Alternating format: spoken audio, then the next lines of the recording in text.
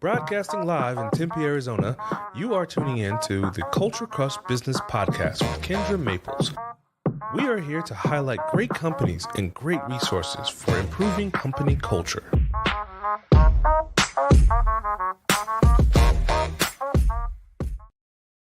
Hello, and welcome to another episode of the Culture Crush Business Podcast. On this podcast, we focus on everything surrounding businesses with a good company culture.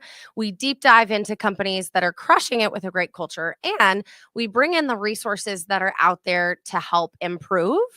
At the root of what the business does, that's what we are. We are a hub of resources for improving company culture. So that means bringing all of these resources together so that when companies are in need of that support, they don't have to go Google on the web and search. I have no idea what they're looking for. They can come to us and we compare them with those resources that they need. Before we jump in and I introduce our two amazing guests today, I do want to give a shout out to our sponsor, Gateway Bank.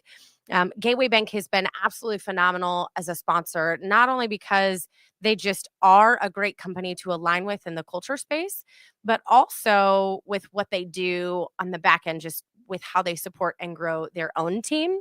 So when you work with Gateway, you don't have to call a 1-800 number for support or submit your loan application and then wait weeks and months to try and hear from somebody. You get fast personal service from a team who knows you and cares about you. Whether you need a loan or banking services from your business, Gateway is there to help. Visit gcbaz.com/culture crush for details and a free consultation with Bank President James Christensen. With that all being said, I'm always excited for my guests. I say every time, I'm like, oh, I'm so excited. I'm always excited for my guests. This one is a little bit different because both of you are yonder. nowhere near being able to come into the studio, although I did have the chance to meet Toby in person recently. So my two amazing guests today, Toby and Emillie, these two lovely individuals are the co-founders together for a company called Freeformers.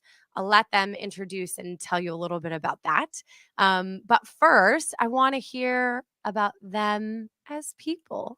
So I am going to knock it over first, Emillie, to you. Emillie Forrest, please tell us about you, who you are, and maybe how you met this other crazy gentleman that you work with.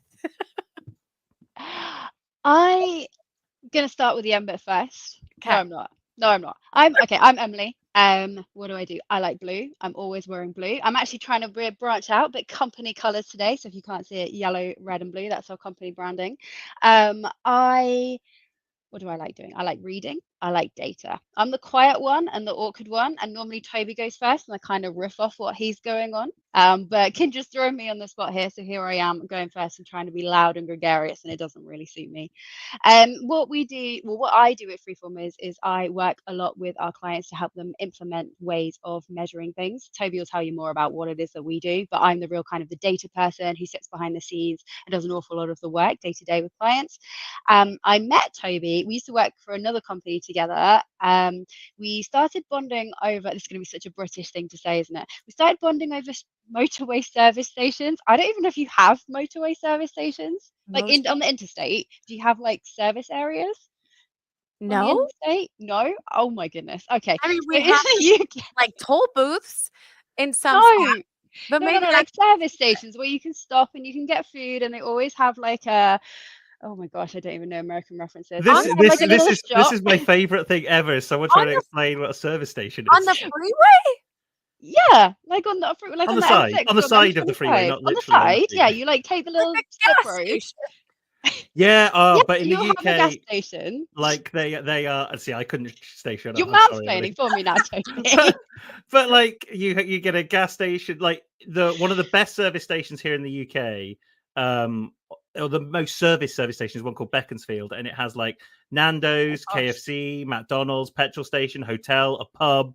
It has everything. Like it's like a little town. Anyway, every service station is different. Off the freeway.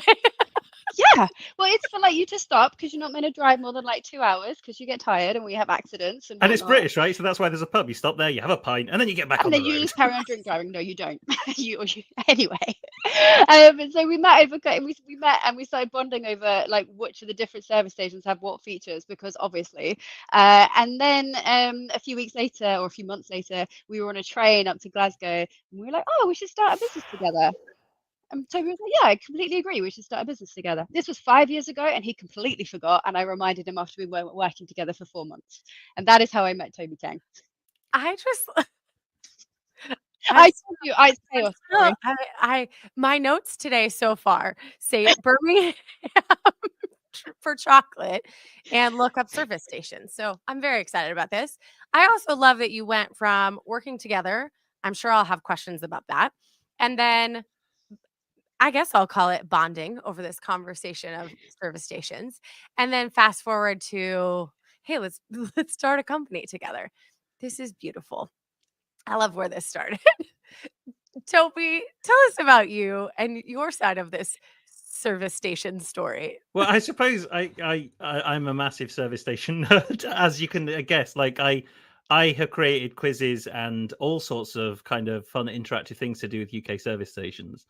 I'm not going to go into those now because I will bore you, but I can tell you, for example, which was the first carbon neutral service station in the UK. Weatherby Services on the A1. But anyway, myself and Emily, I can kind of pick up the story really because we said we'd start a business together 5 years ago, and then I completely forgot about it. And I went and started a business by myself in August of last year. And then Emily picked the phone up to me about 3 months later and go, hey, what are you doing? Why have you started a business without me? Can we do it together? And I was like, yeah, sure. I'm fine with me. Like if there's one person I'd want to start a company with, it'd be you. And then, as Emily said, 4 months after that, she then told me, yeah, this was like a prior agreement we had. And I was like, I cannot remember that at all. I'm so sorry. So me and Emily kind of have like kind of this relationship where we kind of have bumped into each other over, we both left that company, then kind of came together and went apart, came together and went apart. But primarily kind of like with a learning and development and training lens in what we do, both, Emily kind of looking at data. I probably come at more like behavioral economics, experience design type stuff. But when you put those two things together, we find that magic happens. So yeah, that's kind of what we do. And I just like pop culture references. So this is where me and you will not meet two more different people. I love pop culture references. I love the Arctic Monkeys, a British band. We've got Edgar Wright films here. So like Baby Driver, Shaun of the Dead, all those kind of things. Yeah. And then over here, we've got the US version of The Office, which is way better than the UK version of The Office. It must be said. But it's the most quotable thing that I just do all the time. And Emily has 0 point of reference with any of that stuff. He goes, have you seen? It doesn't even matter. I'm like, no, I haven't. I'm so excited that our version of The Office is better. Our chocolate's not better, but our version of The Office is better. Now I have to go back and watch your version of The Office. Yeah, if you want to go through the list of things that are better in the US than they are in the UK and vice versa, I've got a couple of those lists written down. My notes really have nothing to do with company culture so far. So I tell you, we can do a nice little segue. This is how we start a lot of our meetings, especially on Monday morning. We allow this kind of chat because we work remotely. We're like, Kindra, I've not met you face to face, and we're also, we're miles and miles apart. And we call this culture building. Like we actually set aside time for this, laughing around, joking around, getting to know each other a little bit more because it helps us to build our culture. I am so glad that you mentioned that because whether you are remote or in person, there has to be this opportunity for connection. We recorded a podcast a couple of days ago, and the whole conversation was about connection and community and how do you build that community, especially when we are not located near each other at all. And even with you guys working together and still not close to each other. So how do you build those moments in? So I love that you say that that's intentional, even in the meetings with just the two of you, and how you give yourselves that opportunity to connect. That connection is going to allow you to build that culture so that when moments happen and there's moments of trauma or stress or whatever it is, Toby can think back and go, oh, no. This is a thing that sets Emillie off. Or Emillie can go, okay, what's something that I can do that's positive to kind of bring Toby out of this funk, right? Whatever it is, it allows you to understand and connect with each other as people, not just business partners. So thank you for throwing it in there. I have two different directions I want to go in. I want to hear more about Freeformers, but I want to back up a second and ask a question that sometimes I don't ask. That's a very basic question for this show that's all focused on company culture.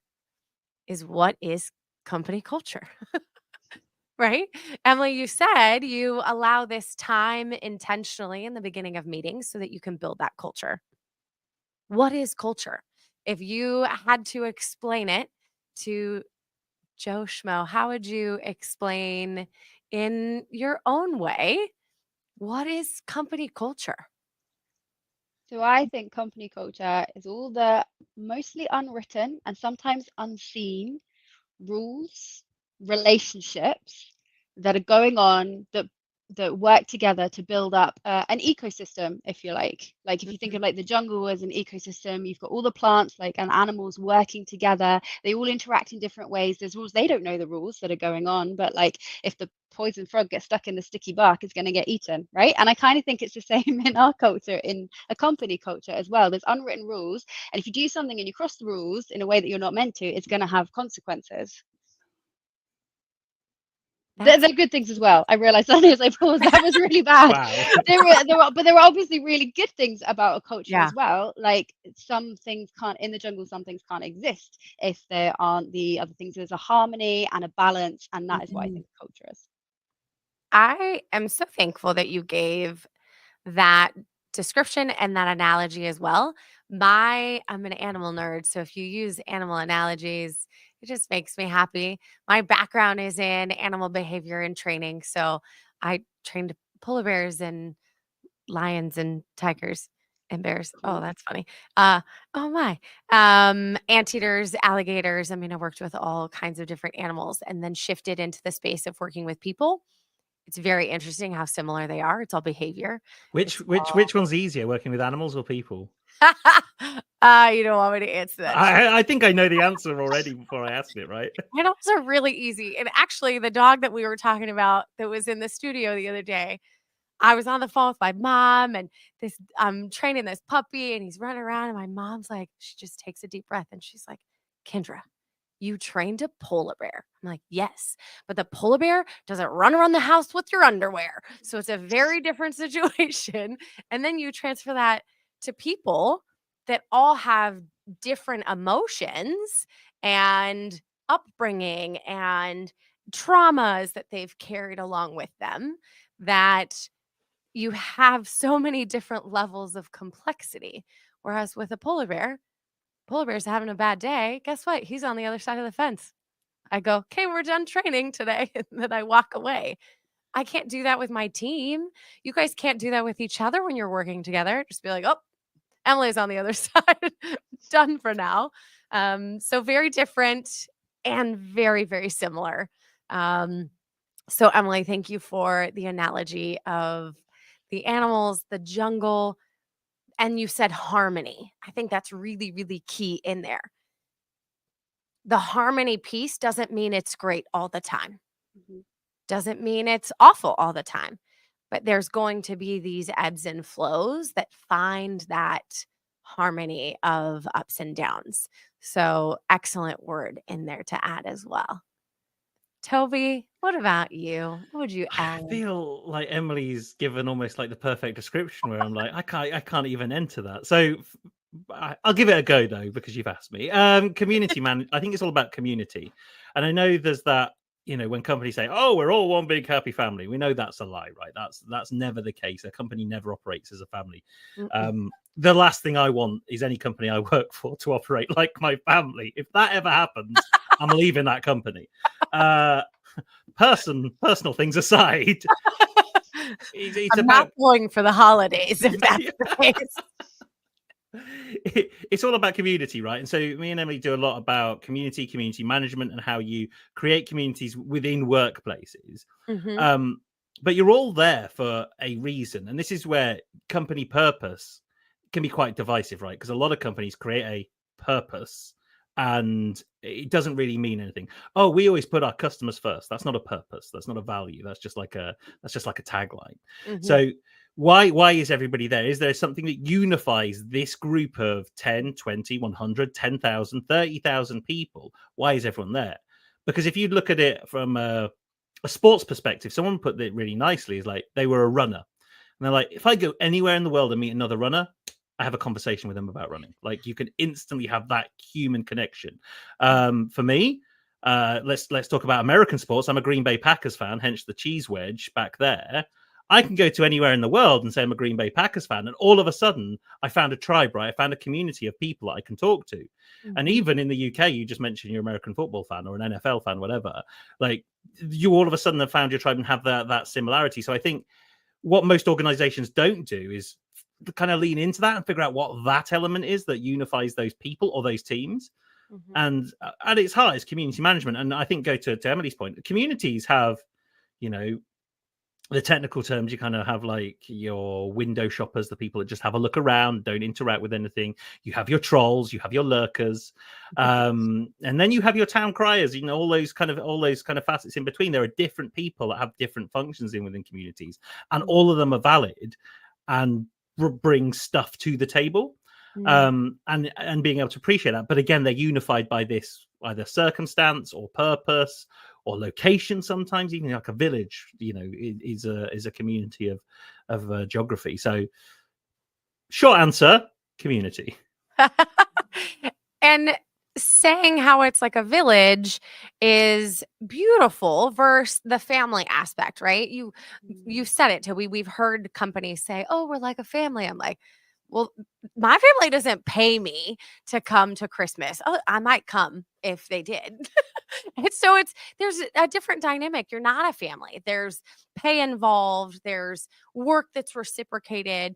And so explaining it more as a village and that type of community, and then like you said, these different roles in the community makes more sense to understanding kind of that big picture dynamic. And it also applies when it's not just company culture. There's a culture whenever you put people together, whether you're having a holiday party and you're inviting your friends, you know that you've done that and you've always been like, ooh, we really like that one guy, James, but is everyone else going to vibe with James? Do we invite James? Right? There's this dynamic whenever you put people together, whether it's a holiday party, a work thing, your family, um, probably coffee shops or the stations that we were talking about. There's a culture whenever you put people together. The thing that I think is fascinating lately, which I want to hear from you both on this, is I've had a couple of companies over the last year that we've gone in to work with. They knew they needed to improve. They just didn't know necessarily where to start and what the pieces were. So we go in, we do a deep dive, we do an assessment, and multiple times now, I have had CEOs say to me, "Oh, we don't have a culture." And I'm like, "Oh, but you do. You just don't know what it is." And I'm fascinated by this because there is a culture. And how is this happening where sometimes the leaders just really haven't pinpointed it? So I'm curious to know your thoughts on this, especially when you're working with companies. You're also working from an angle of data that's involved. So, how does that work? Do you see that sometimes with companies? And how do you help kind of them define what their culture is? Because it's there. I it depends on the leader, I think, in that situation. So you have it was called Back to the Floor in the UK. Undercover Boss, I think it's called in the States. Yeah. Yeah, Yeah. right. So Undercover Boss goes back to being a frontline worker, and go, wow, I didn't know any of this stuff was happening. Wow, I didn't know people were saying or doing this. And you're like, well, that's the culture. You're witnessing the culture and living and breathing the culture, which ordinarily your position is prohibiting you from doing. Either your position or yourself, right? Probably yourself. Like being close to your workforce is really, is really important. It shouldn't have to take a TV show to get you to uncover all this stuff. So I kind of think about one of my first jobs I had. I worked in a pub here in the UK, which was owned by an individual who also owned 4 other pubs. And each of those individual pubs had their own working culture, all of which the person who owned the pubs had zero idea about what that culture was like. And therefore, when they came in and said, oh, this and this, and we should do this, it's like, you're saying stuff and articulating stuff without the kind of the context and understanding of how we're working as a community here. And some of the stuff you're saying is kind of almost opposes the very vibe that we've created, and therefore isn't received well, and therefore will never be enacted. So I think there's probably those 2 parts of it. Is like, what is your community actually doing, and how close is a leader to that community? Because and if we look at Fortune 500 or FTSE 100 companies or whatever, of course you're going to have a CEO right at the top who goes, I have no idea what the culture is like. And you're like, well, that's probably fine, but you should at least have some sort of awareness, understanding what's happening. I even think back to some of the learning and development roles I was at the UK version of Best Buy called Currys. Every Christmas or every holiday season, our team would go and work in store. We'd go and work in store for a week, and we'd go and figure out what it was like at the worst time of year to work in retail. And that gave us a real understanding of what it was like to work in that company. Now, not every department in that organization did that, because they're like, well, I'm not wasting my time going to do that. But it was a hugely important part of understanding the community you're in and the part you play. Because if you remove yourself from it, go, I'm in my ivory tower, then of course you're going to turn around and say, oh, we don't have a culture, or I don't know what the culture is like. It's like, well, you do. The problem is you're just not part of it, and that's terrible. And going and being in that frontline space, especially when it is high stress, holiday season. I worked at a retail store out here. I won't say which one. I lasted 7 hours and then I quit. And I told the manager, I said, I've dealt with animals going to the bathroom on me, kids crying, parents yelling at me. I was like, I can't deal with hangers. This is where I tap out. And so having that opportunity for you, Toby, to be in that space and see stress and chaos and how are your people dealing with it, that's going to tell you a ton about the culture. Emillie, I'd love to know if you have seen this at all. Like, have you had moments like this with like Toby, where you've gotten to see these different views, these different angles? Yeah, I have. I did it. I used to work in New Zealand. I worked for one of the biggest retailer out there, but it's tiny compared to anything. It's 14,000 people, so New Zealand, very different type of country. But I got to go to the warehouse for a day, just a shift, to see kind of how it goes. And obviously, you're not really in it, and you are actually kind of a little bit of annoyance, because they're just trying to get on with your jobs, and they're like, oh, these people from head office, what are they doing here? But it really is eye-opening, and I think the key thing is, the idea of this, it comes from Japan. I don't speak Japanese. I think it's Genchi Genbutsu, but basically it means real world, real problem. And essentially so it comes from the Toyota production system in Japan, which is essentially go and see what's going on. And it came from understanding your users. So I think it was the Sienna minivan. We came over to the States and Canada, and to see how this like camper van was being used. And decided as a result of this is my favorite bit, this is very American, that there were the need was to have 14 cups, like cup holders even. And then that's where kind of all the big cup holders came from, because it's a big family thing. People are using it, lots of kids, you don't want to be spilling drinks. So it's come from this idea of putting a user centric, and then taking that into culture in the world of work. I think it comes from the idea that you in head office, or you as a leader, you're there to serve your people. You're there to make it employee centric, to help them thrive and to be at their best, or to give them the equivalent of the 14 cup holders, which is what they need in order to do the job that they're there to do. So I absolutely agree with Toby. I cannot remember what the question was, but I think that this idea of going and seeing what it's like and really understanding it's just going to connect you so much more to the people that work at your company.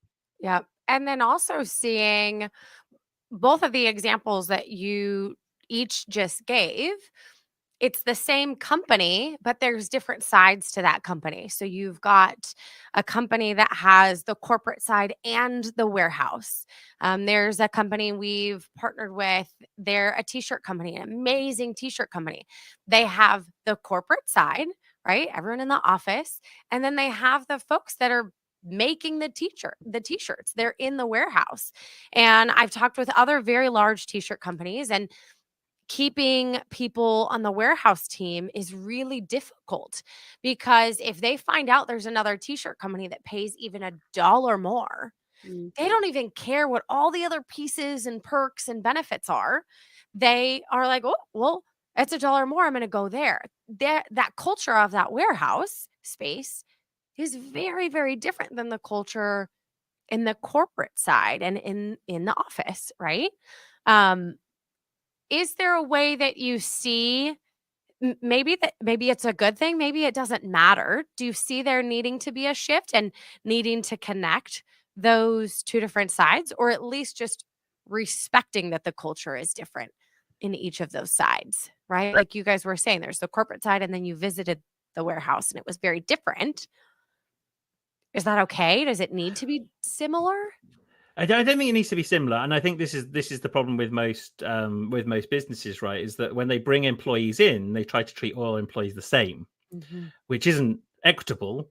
That's that's equality, and let's not talk about equitable because there's the whole SHRM DEI thing. But like the idea that everyone comes to work and gets what they need as a result of giving their service is hugely valuable.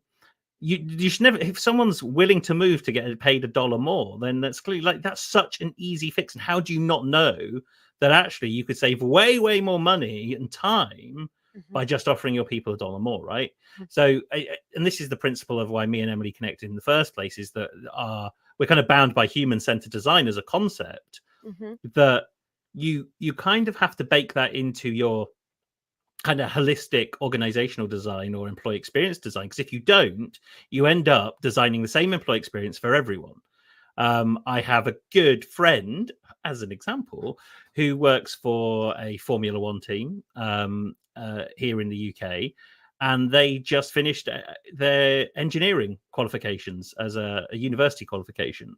And he went to HR, says, "What's the next step in my career?" And they offered him a forklift driving course. And like, this is one of the top engineers in your racing team, and you've just offered him a forklift driver's license as the next step in their journey, because it was like, that's what the document of him like says I can offer you here, so I'm going to offer you that. And it's like that there is a real disconnect, that all it would have taken is a real human conversation to figure out, I don't need to give you the answer here. I need to ask you more questions about what it is actually that you want in the future. And can this company give it to you, or will you have to go elsewhere for it? And appreciating that that's also an acceptable conversation to have, that what do you want? Like, what's going to help you be engaged and perform at this organization? And if we can give it to you, we'll try and give it to you. But if we can't, then you might have to go elsewhere. And I think, this is where we see shorter and shorter tenures with people, because it's like people will move to get what they want. Whereas before, it was like, if you're loyal, then you'll get what you want. You'll get the 401k pay. You'll get all the health insurance. Everything kind of goes up as you rise through a company and become more loyal. That's kind of gone out the window. So you can't really design organizations in that way. You have to design them as these like quite transient places where someone might be there for 4 years, and then they go somewhere else for 4 years and go somewhere else for 4 years. That's kind of the reality, right? So to appreciate that that's going to be the very best it can be, you have no other choice other than to practice human-centered design, figure out the different types of people that come through your organization, what do they need, and offer a variety of different user journeys for your employees, not just the same one. And I think this is where the best company cultures kind of figure out, who are the people that work for us? What do they need? It sounds so simple, but strategically, to try and put that concept now into some large organizations is incredibly difficult, because they've got such a huge amount of people and they're so rigid in their systems and processes that try and get them to change into a model that kind of goes, you haven't got just one customer as an employee base. You have 6 or 7 types of customers as an employee base. Now design a user journey for those 7 different types of employees rather than one. That would fundamentally break most large organizations. So it's quite a leap to get there. This is why small to medium businesses, you can kind of see that concept happen quite organically, because it's just like, oh, it's just how we do it. We're only a company of 10 people. We just talk to people and we know what everyone wants. And then all of a sudden you get between 50 to probably about 100 is where I kind of see it most often. 100 people is the point where I go, oh, we got too many people now to care. Let's give everyone the same thing. Yeah. And it's like, I've seen that threshold too, that right about 100 people is when, yes, you need to have this balance of systems and processes, but how far do you take it and turning into too structured and everybody is identical? And like you said, not giving everyone a different, almost like a choose your own adventure, right? It's going to be different for each person. Toby, will you elaborate a little bit? So I know what human-centered thinking is, but will you elaborate a little bit just so if our listeners are kind of trying to figure out what that structure really means? Can you elaborate that at all? I probably can elaborate, but Emily is way better elaborating on process than I am. Let's do But it. the vibe is you get to know your people and you design stuff that they need and want, alleviates the pains. But Emily's far more articulate in this area than I am. That's kind of you to say, no pressure on me with my sort of regurgitation that's going on right now. Human-centered design, I mean, it's literally in the name. So you're putting humans at the center of your design. But let's break that down a little bit more. Okay, so humans, we're talking here about employees, about employee experience or employee journeys or company culture. We're talking about employees. The centered bit is easy. The design bit is, okay, you're making something very, very intentional. It's not accidentally kind of throwing things together. It's been intentionally crafted to put their needs at the center of what is needed. So whether that's kind of, looking at what actually happens in their journey, looking at their pain points, maybe their gains, so the things that make their life awful and the things that they celebrate and make them feel better about life. For example, your computer not updating as you're about to join a meeting, or I don't know, your first day, you've actually got something and you get to do some work and you get to talk to somebody rather than just being sat in the corner. So understanding all of those points, and there's lots of different ways you can do that. So either through observation, like we're talking about, like going and seeing what's going on. So there's observation, there's also focus groups or interviews can be really, really helpful to dig out those insights. Surveys too, but we talk less about surveys because surveys often tell you what's going on, but they don't tell you why. So it's quite hard to really draw out any design decisions. Essentially, you go through a discovery phase before you can come down to what it is, what problem you're solving or problems, and what how you're going to improve the employee experience going forwards. Like yeah, I think you kind of mentioned, right? Like Undercover Boss is exactly that. Yeah. The CEO goes and spends 1 week, 2 weeks, however long on the shop floor, on the restaurant floor, whatever, and kind of goes, oh, all these things are broken. We need to fix these things. And it's like, great. That's a really great way to run an organization. But most, particularly either people departments or HR departments, tend to design things for the organization, not for the end user, for the employee. It's like, okay, we have compliance training is a really good one. We've got 6 compliance training modules that need completing. That's the only need there is from the organization. The individual doesn't come to work and go, oh, I really have some compliance modules I need to complete. Well, like, what were we talking about the other day? We were talking about like company branded merchandise. My husband's just started a new job and we've just got t-shirts that are massive and a hoodie floating around. And just like, this doesn't make him feel any more bonded. This doesn't improve the experience he's had, or worsen it. We've just now got all this rubbish cluttering up our house. Why do you think that now, I mean, in the space that the 3 of us are in, we know that this is the direction we have to focus on. We know that we have to approach this and approach culture and growth from this human-centered focus. Why do you think that is now the odd part of it? And let me rephrase this, because I feel like we've just gotten into the groove of, right, the compliance and the process improvement and all of these check the boxes. And then when you come to a company now and you're in a business and you're like, let's try human-centered thinking. And they're like, what? You're like, why is that the weird answer that I bring to companies of, hey, I'm going to come in, I'm going to do an assessment, we're going to do a deep dive. We're coming at it from a very human-centered thinking approach, and they get confused. And I really have to just say, I'm looking at it from your people's perspective, not you, CEO on your ivory tower that doesn't know what's going on. I'm looking at it from the perspective of your people, and they are sometimes just mind blown by this, that I'm looking at it from the people side. Why is this? So I Hard. think, well, yeah. So there is two things, right? Is that organizations that we've worked with in the past, this is where we kind of got to starting Freeformers, right? Is that applying human-centered design on a project by project basis inside of organization is really difficult, and I'm going to come back to that in a moment. But most HR or people roles within organizations only really seek to validate their existence. So a couple of years ago, I won a contract with an organization that it was 6 figures, and Emily's, I can see Emily going, oh, he's telling this story No, again. I'm saying don't say their name. It's So, fine. yeah, Giving you the eyes anonymity for the is key. Yeah, that's a good shout. So anyway, no. So the company in mind, the company I worked for was providing services to this other company. All very vague now, isn't it? To deliver an induction experience, six-figure project, and as part of that project, we spent maybe 20% of that on research, focus groups, surveys, interviews, observations, to design what the user journey looked like from signing a contract to 12 weeks in the organization. We understood intimately what was happening with the end user over that 12-week period. However, all of that user research was funneled up into a 3-hour webinar on everyone's first day. Now, all of the research told us that that wasn't a problem. They were already delivering this webinar, by the way, on a bi-weekly basis. But it was highlighted that the facilitation wasn't very good or the production quality wasn't great.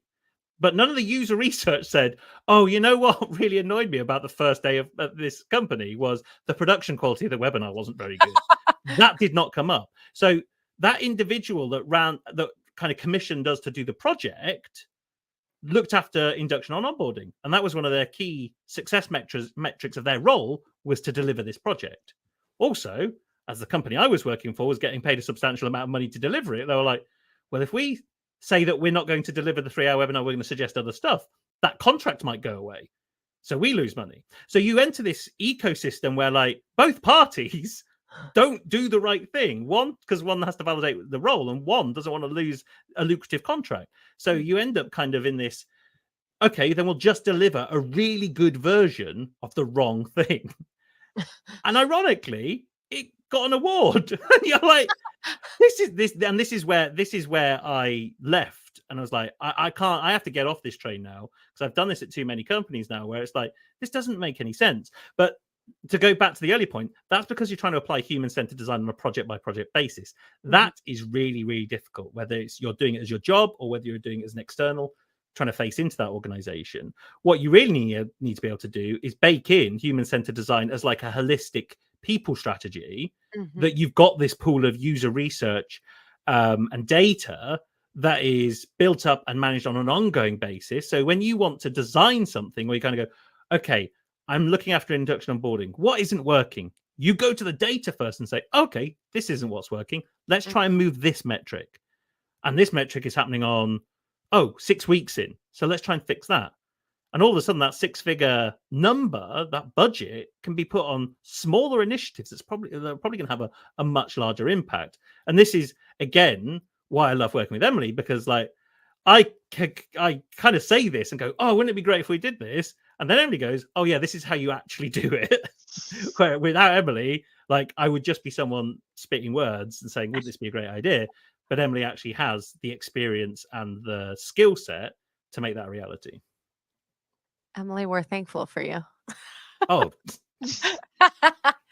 Toby, as you're talking, I'm almost seeing the difference. And I don't know if this is the case where you guys are in the UK. What I'm seeing as you're talking is it's almost the difference between the HR person at the company and the people operations person. It should kind of all be the same, right? This HR people focus. Yes, you've got some compliance pieces that HR has to be in charge of and whatnot. But I feel like those are two separate roles today, even though they shouldn't. And so as you're talking, I'm like, ooh, like the HR person is the person coming across as this is the thing. We have to do the thing. We check the box, the video compliance, blah, blah, blah. And then the people operations person is the person that's like, yeah, but let's look at it from the human perspective and what do they need and how can we support them and what's the next step in their journey. I would love for that to not be the case, especially since HR literally stands for human resources.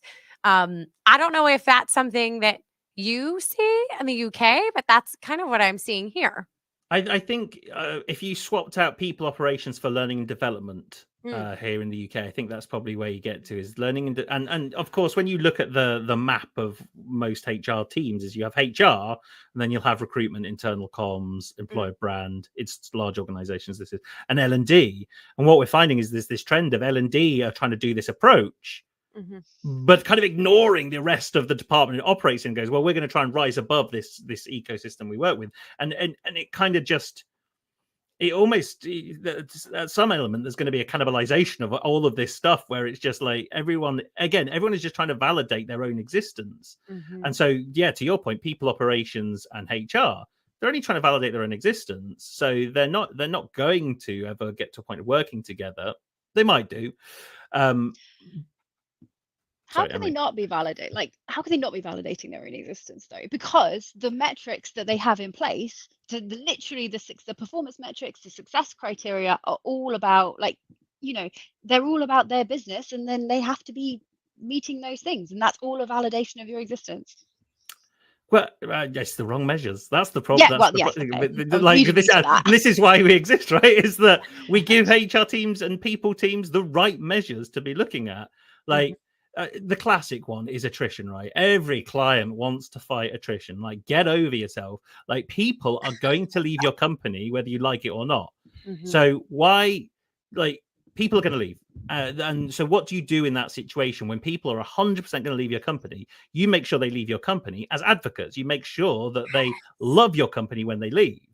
That's your responsibility now, not to try to make them stay. Even that Richard Branson quote kind of goes out the windows, like, train them well enough that they want to stay, treat them well enough that they want to leave, or something. Yeah. Apologies, Richard, if you're listening, but I've completely ruined your quote there. But it kind of pales into significance now, because like at some point your person will grow, not to be bigger than the organization, but their wants and needs will grow beyond what the organization is able to offer them, so they will have to move. But on a HR metric, it's like, oh, attrition. We're losing people at this rate, and like, yeah, but you've not told me why they're leaving. You've not told me if they leave happy or sad. You've not told me anything about that. But you're just saying we want to fight attrition. And I go back to this induction project, right? That was the metric that they were trying to achieve, impact by delivering a more well-produced 3-hour webinar the first day. They were hoping to impact attrition, and I was like, you are barking up the wrong tree, my friend, because if you think that 3 hours is going to have any impact on attrition, I fail to believe that someone will go, oh, you know why I'm leaving? That webinar on the first day was Toby, just you not wouldn't well stay? produced. You wouldn't stay because that webinar was so much better? I'd put at least another year into the company. Yeah, right. Well, I love the fact that this is a thing that we can even put the statistics and the data to all of this now. I think 5 years ago, 10 years ago, for sure, if we were having all these conversations, I wouldn't have a business.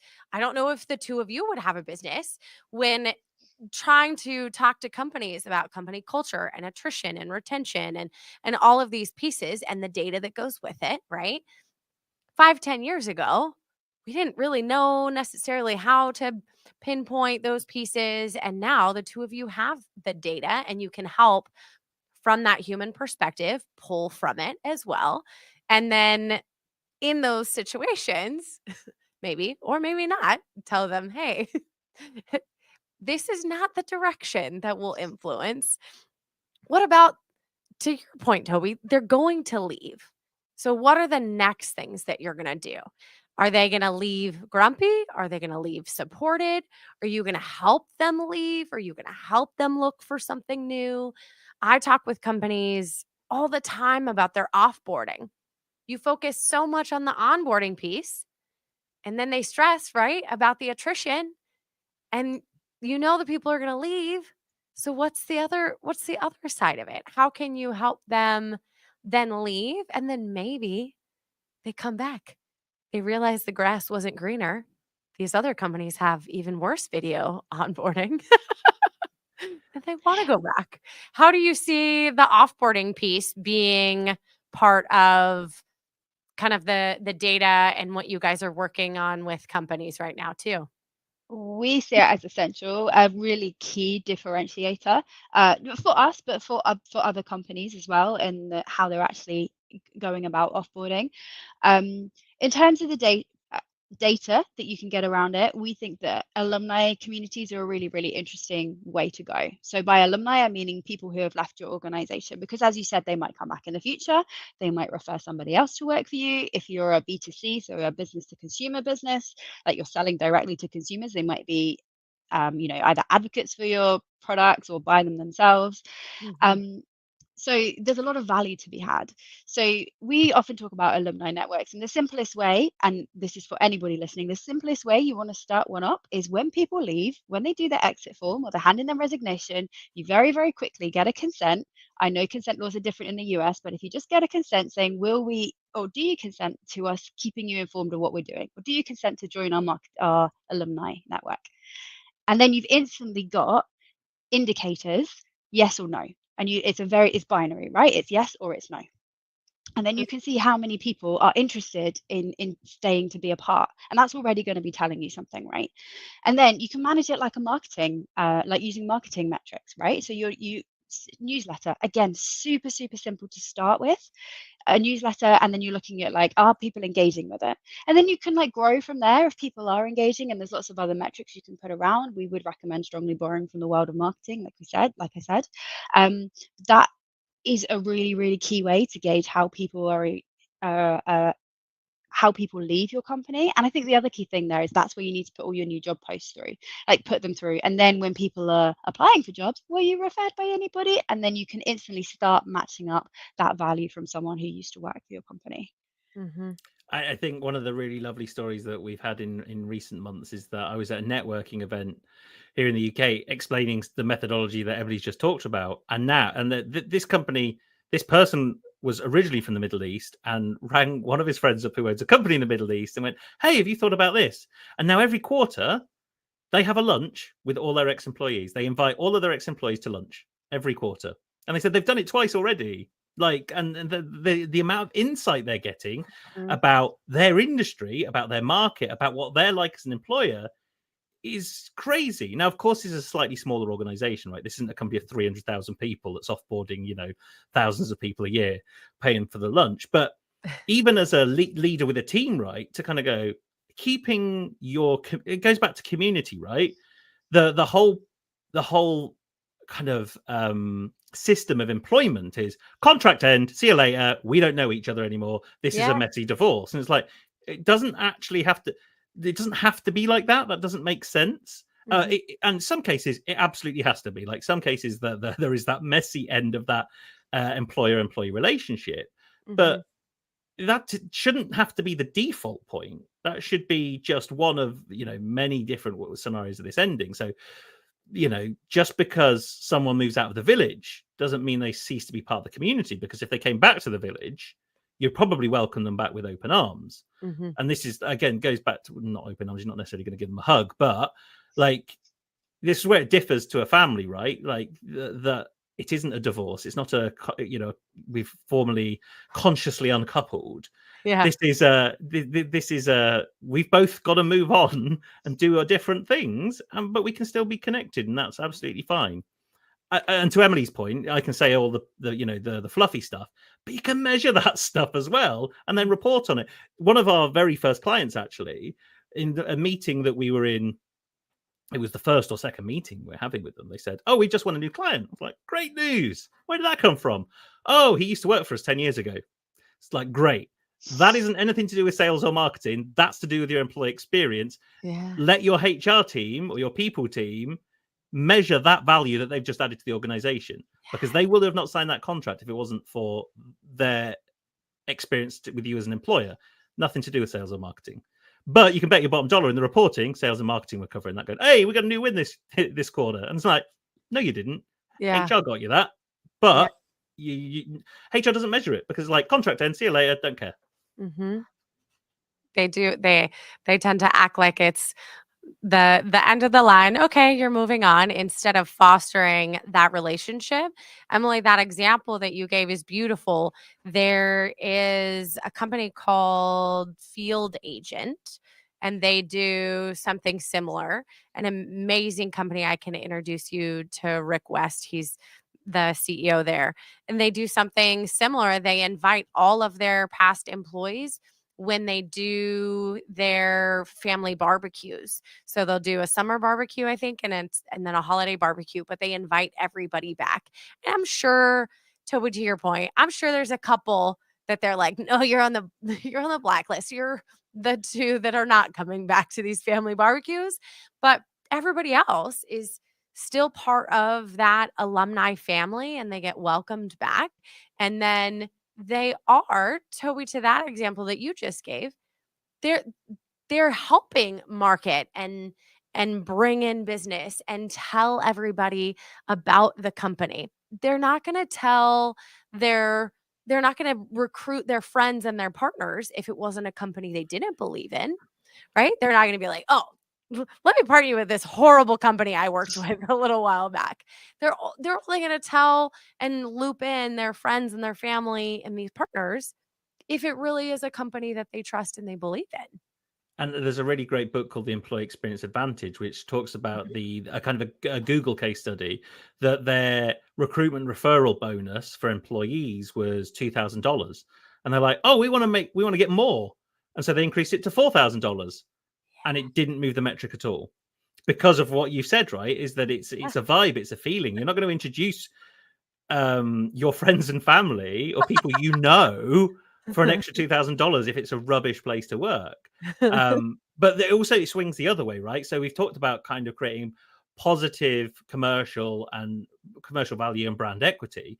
If it goes the other way, you're going to create negative commercial value and negative brand equity, which is so much harder to claw back as well. Like, I can't tell you the number of companies I've left, and I've talked smack about them on various channels. Like, I just put it out there. Like, if you're watching as well, sorry, you should have treated me better. But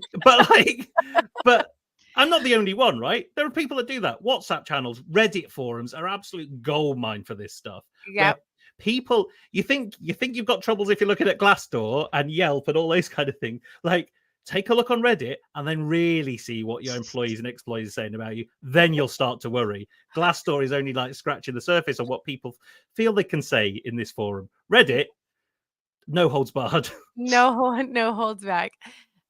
Toby, I give a lot of examples on this podcast. I've worked for companies that had a great culture.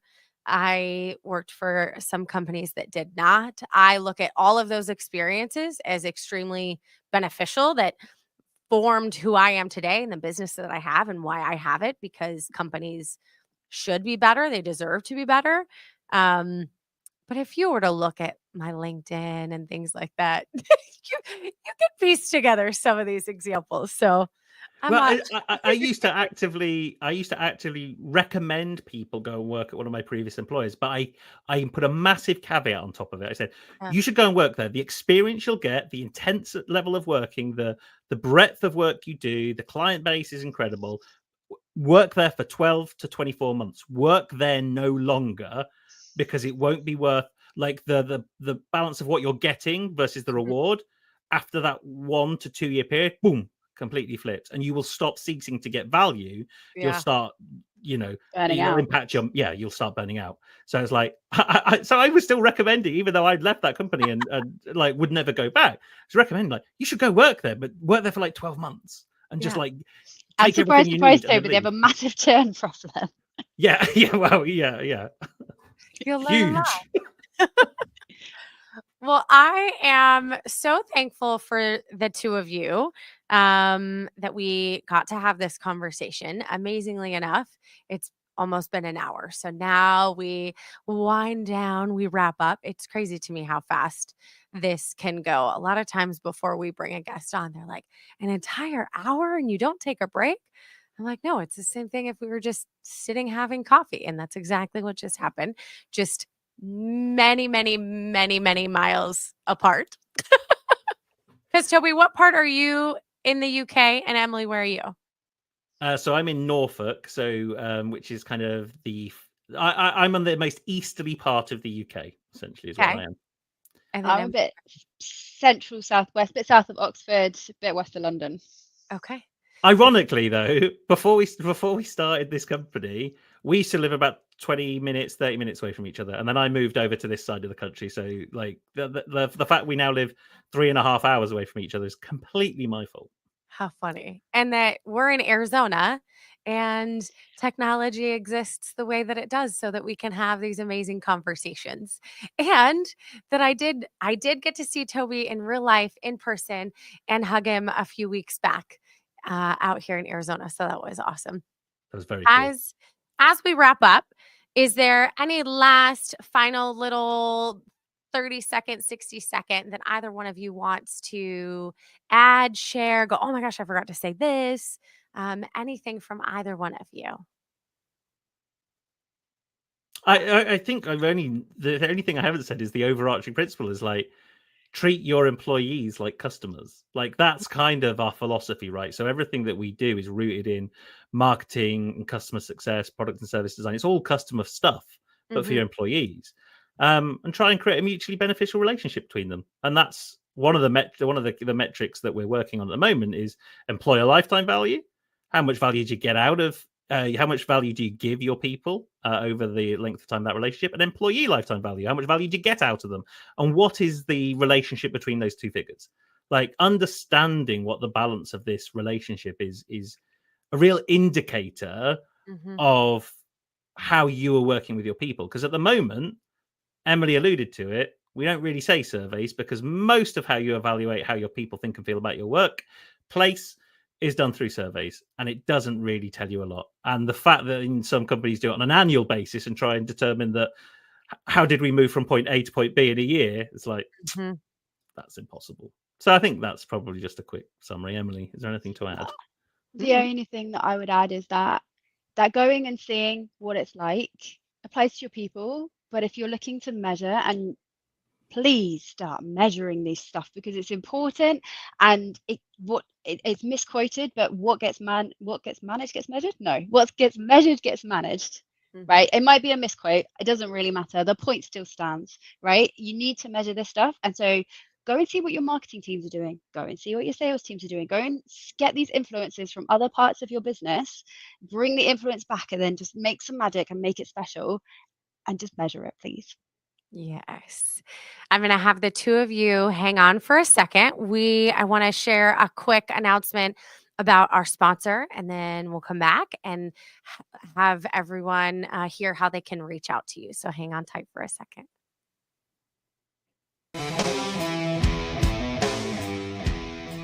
Remember when your banker knew you and cared about you?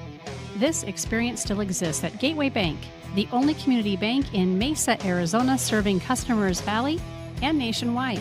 With Gateway, you get the fast personal service of a small bank with the convenience, security, and stability of a large one. Whether you need a loan or banking services for your business, they're here for you. Visit gcbaz.com/culturecrush for details and a free consultation with Gateway President James Christensen.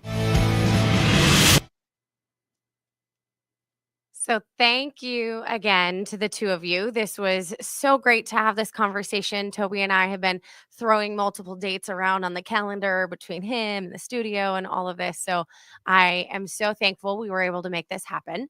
As folks are listening to this episode and they're like, oh, I really want to get in touch with Toby and Emillie, how would you like them to do so? How should they reach you?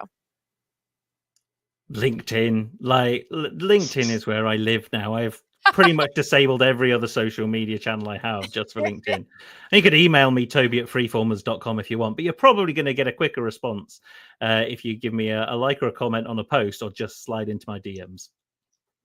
Perfect. Emillie, does that work for you too? Yeah, absolutely. If you want to see the more formal stuff, the website is freeformers.com, and we would love to hear from you. Awesome. Thank you again to both of you. And thank you for everyone else listening in. This was another episode of the Culture Crush Business Podcast.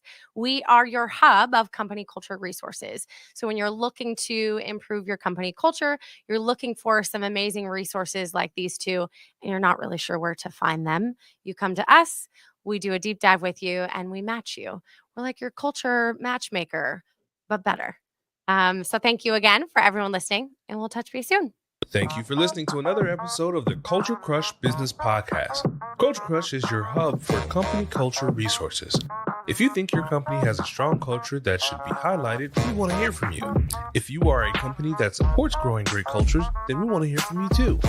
Connect with us at info@culturecrushbusiness.com.